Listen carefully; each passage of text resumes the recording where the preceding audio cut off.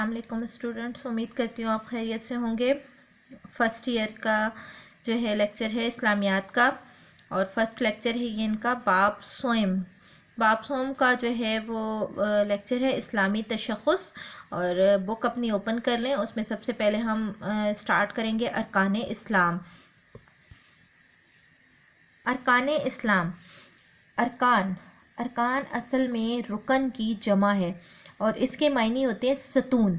अरकान इस्लाम से मुराद वो बुनियादें हैं, जैसे कि कोई इमारत है वो किसी पिलर पर खड़ी होती है, तो हमारा जो दीन है ना वो भी पिलर्स पे खड़ा हुआ है, अरकान इस्लाम पर खड़ा हुआ है। अरकान इस्लाम से मुराद वो बुनियादें हैं जिन पर इस्लामी ज़िंदगी की अजीम शान इमारत खड़ी की गई है। यानी इस्लाम की जो इमारत की बुनियाद वो इन्हीं अरकान पर रखी गई है, इन्हीं अरकान पर रखी गई है।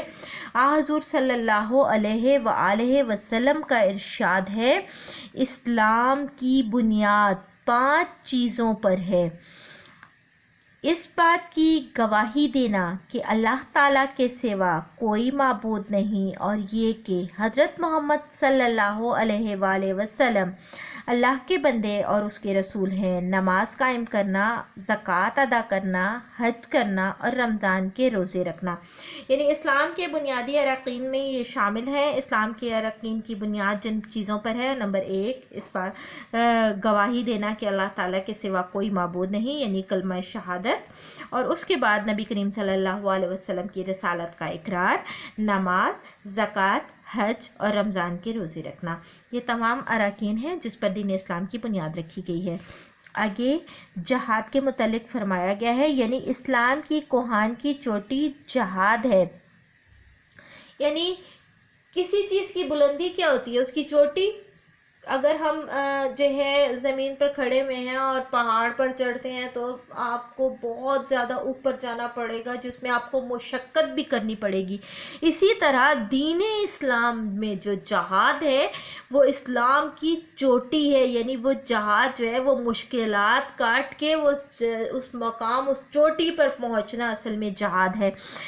इस तरह बाज़ उलमा कराम ने जहाद को इस्लाम का छठा रुकन करार दिया है, जो कलमा शहादत का अमली इजहार है। यानी जब हम दिल से इकरार करते हैं कि हम अल्लाह ताला को एक मानते हैं, तो इसका का जो अमली मुजाहरा है वो हम अल्लाह ताला की खातिर, अल्लाह ताला के दीन को बचाने की खातिर जहाद करते हैं। ये कलमा शहादत का अमली इजहार है। अच्छा, अब आ जाते हैं नंबर 1 पॉइंट कलमा शहादत पर। इस्लाम का अव्वलीन रुकन कलमा शहादत है। शहादत के मायने हैं गवाही देना। इस तरह कलमा शहादत के मायने हैं गवाही का कलमा, यानी वो कलमा जिसमें हम खुदा ताला को तौहीद व माबूदियत, यानी वाहिद, तौहीद किसे कहते हैं? वाहिद, माबूद यानी इबादत के लायक, और हज़रत मोहम्मद सल्लल्लाहु अलैहि वसल्लम को अल्लाह की रिसालत और अब्दियत की शहादत दी जाती है। यानी इसमें हम इकरार करते हैं कि अल्लाह ताला एक है, वही इबादत के लायक है, और हज़रत मोहम्मद सल्लल्लाहु अलैहि वसल्लम अल्लाह ताला के आखिरी रसूल है। यही है कलमा शहादत। इसके इकरार करने के बाद हम दीन इस्लाम में दाखिल हो जाते हैं।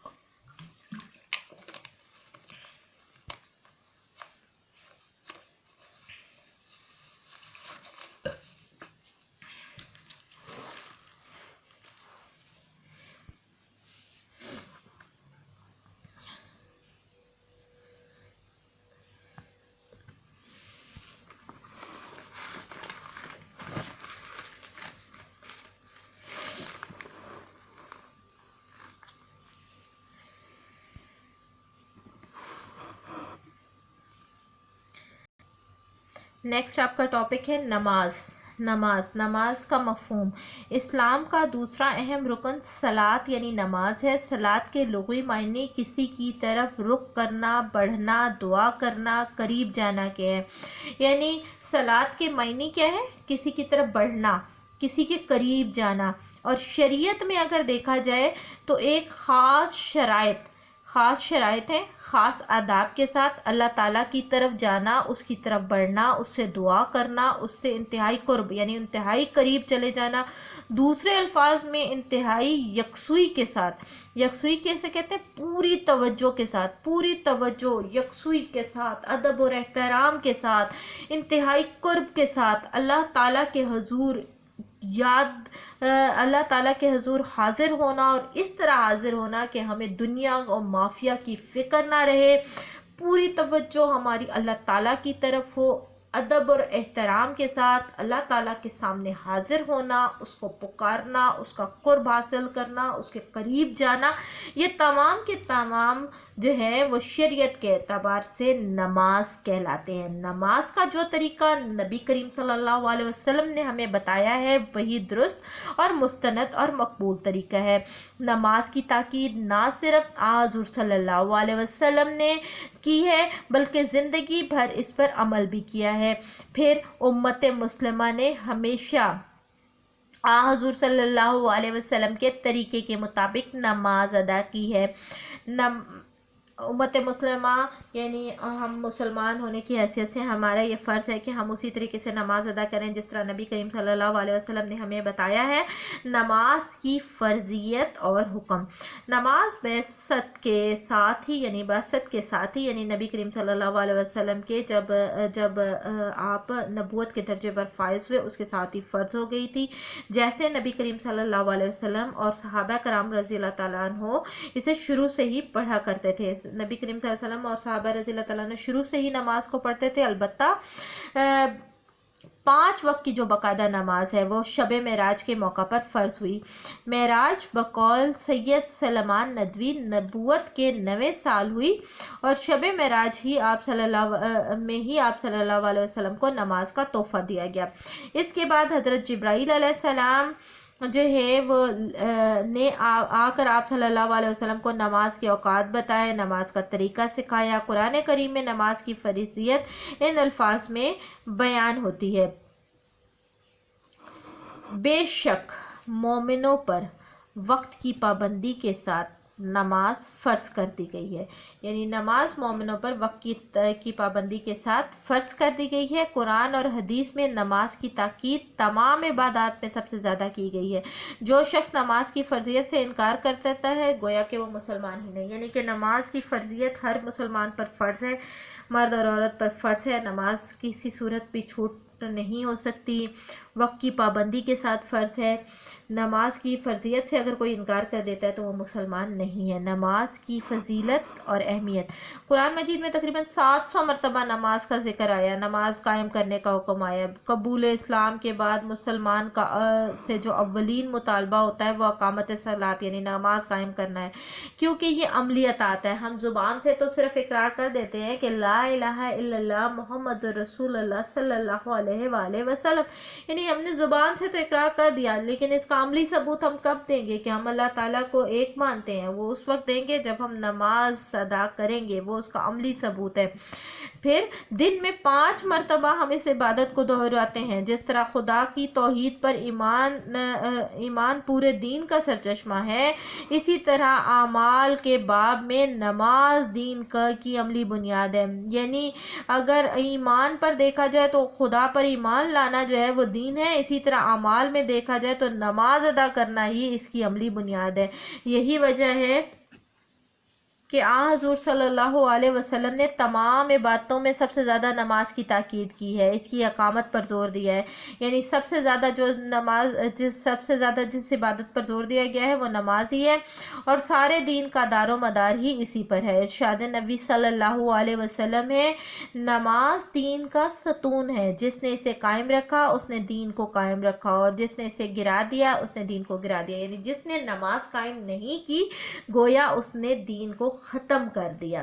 تو نماز ہی دین کی بنیاد ہے۔ ایک دوسری جگہ ارشاد ہوتا ہے جس نے جان بوجھ کر نماز چھوڑی اس نے کفر کیا، یعنی نماز کو اگر آپ جان بوجھ کے ترک کر دیتے ہیں تو آپ کفر کی حد میں داخل ہو جاتے ہیں۔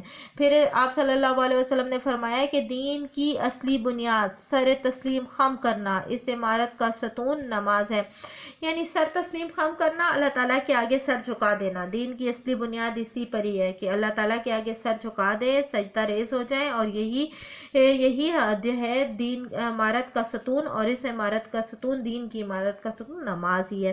نماز کے علاوہ دوسری عبادات خاص لوگوں پر خاص احوال میں فرض ہے۔ اب دیکھیں، حج، زکوٰۃ صرف مالدار لوگوں پر فرض ہے، روزے سال میں صرف رمضان میں فرض کیے گئے ہیں، لیکن اس کے لیے بھی شرط ہے کہ نماز ہر عاقل بالغ مسلمان پر فرض ہے، وہ خواہ مرد ہو، عورت ہو، امیر ہو، غریب ہو، تندرست ہو یا مریض ہو، مقیم ہو، مسافر ہو، حتیٰ کہ عین جنگ میں بھی یہ فرض ساقط نہیں ہوتا، یعنی یہ فرض جو ہے کسی صورت معاف نہیں ہے۔